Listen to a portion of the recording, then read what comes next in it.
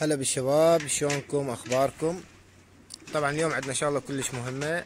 هذا الفيديو مهم جدا جدا جدا جدا. هذا صورت لكم الحمام حتى لا تصابون بالملل، وبنفس الوقت خلي اذانك وياي حتى تسمع الشغلات المهمه كونك مربي حمام. اليوم راح نحكي بالحمام خاصه وليس العصافير العامه. الحمام، انت كونك مربي حمام لازم تلقح، سواء جناي، سواء هاوي، سواء مبتدئ، سواء قديم. انت لازم تلقح بلقاحين، اللي هو البرامكسو او النيوكاسل، يعني معروف عندنا نيوكاسل.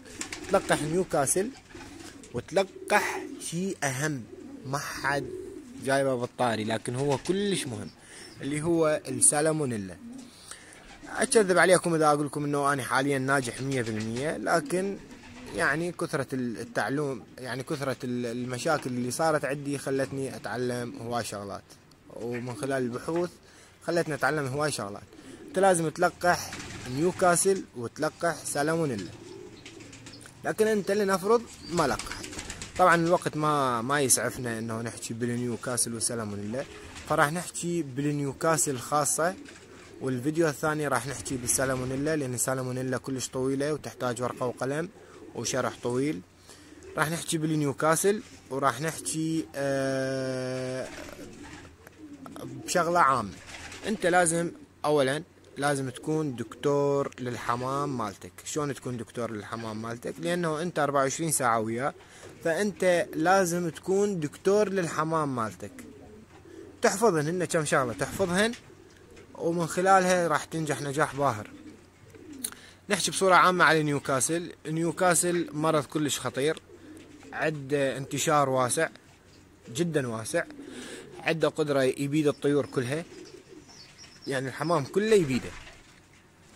الأعراض مالته اضطرابات عصبية، التواء رقبة، يعني احنا نقول صورة أو ردة. مرات اكو رعشة بالطير ما يقدر يطير.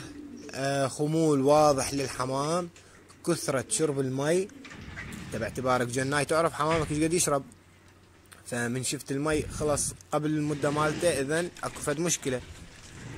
اسهال اخضر مع بقعة مائية حول الاسهال، يعني انتو بكرامة الفضلات اخضر، فشي اسهال اخضر، وداير ما دايرة فشي سائل شفاف.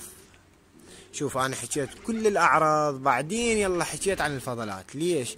لانه شبابنا هسه ينتبه على الفضلات ومن كيف يقرر. لا، انت لازم تعرف كل الاعراض مالته: اضطرابات عصبية، التواء رقبة، رعشة بالطير ما يقدر يطير، خمول واضح بالحمام كله، يشرب مي هواي.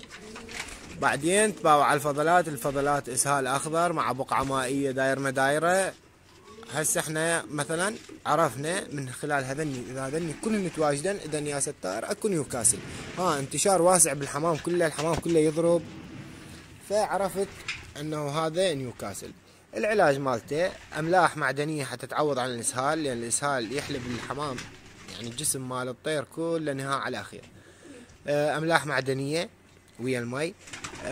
والعلاج الثاني اوكسي تتراسايكلين، فشي بيطري يجيب لك اوكسي تتراسايكلين بيطري، ويا حبذا لو يكون اوروبي، لان الاوروبي دائما شغال. بصورة عامة حكيت لك عن النيوكاسل يعني يا ستار من يضرب ما يرحم، فانت الافضل انه تلقح نيوكاسل، وقلنا تلقح سالمونيلا. نحكي بصورة عامة عن الفضلات. شوفوا هسه اني من جبت الاعراض مال نيوكاسل جبت الفضلات بالاخير. ليش؟ لان الفضلات بصورة عامة تحتاج لازم مختبر حتى يعرفوا. ليش؟ لانه الفضلات بصورة عامة هي تتكون من 3 شغلات، اللي هو البراز والراتي والبول. البراز اللي هو الشغلة المتماسكة بالفضلات، الراتي اللي هي المادة البيضاء اللي داير ما داير الفضلات، اللي هي مسؤولة عن الكلى ومسؤولة عن الكبد. يعني ذني اذا اختفن، يعني هاي الخطوط البيضاء شايفن، اذا اختفن معناتها الحمام عندك مشكلة بالكلى او الكبد، وهاي دائما سببها العلاجات الخاطئة. بس يختفن ذني، اذا انت كلى الحمام او كبد الحمام منتهي على خير، لازم تسعفهن فورا. البول اللي هو شفاف ويا كل فضلات. وطبعا المعلومات هذا بصورة عامة، البول فشي طبيعي لأنه هو عنده مخرج واحد، مو مثل بقية الثدييات عندها مخرجين، فيكون البول ويا الفضلات. فأنت لازم بصورة عامة تنتبه على الفضلات، إنه يكون البراز متماسك عادي، عدة ألوان عادي لأنه يتبع الأكل.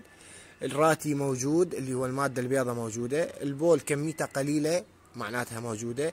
إذا كان كميته كلش هواي، البول كميته كلش هواي معناته انت عندك مشكلة بالكلى. ان شاء الله هذا الفيديو هسه فاتكم. حاولت قدر المستطاع انه شوية اختصر، وللفيديو بقية.